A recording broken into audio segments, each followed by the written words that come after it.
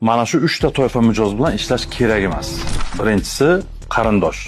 Qancha chiroyli qilib bersangiz ham, qancha sifatli qilib bersangiz ham arzon qilib berasiz, ma'qullamaydi. Boshqa joyda chiroyli qilib berasiz, hammaga ma'qul, lekin qarindoshga yoqmaydi. Ikkinchisi savdolashgan inson bilan ishlamaslik kerak. Misol siz 10 so'mga ishlayapsiz, sizni narxingizni yarmini aytyapti. Mana bunchaga qilib ber. Mana bu usta bunchaga ishlaydi, mana bu usta bunchaga ishlaydi. O'sha inson bilan ishlash kerak emas. O'sha arzon qilib berayotgan ustalar bilan ishlasin. Uchinchisi pulni keyin beraman degan mijozlar bilan ishlash kerak emas. Siz topadigan pulingiz o'sha mehnatingizni ketidan siz oila boqishingiz kerak.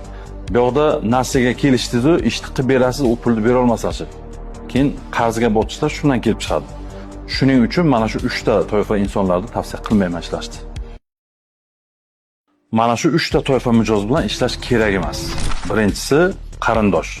Qancha chiroyli qilib bersangiz ham, qancha sifatli qilib bersangiz ham arzon qilib berasiz, ma'qullamaydi. Boshqa joyda chiroyli qilib berasiz,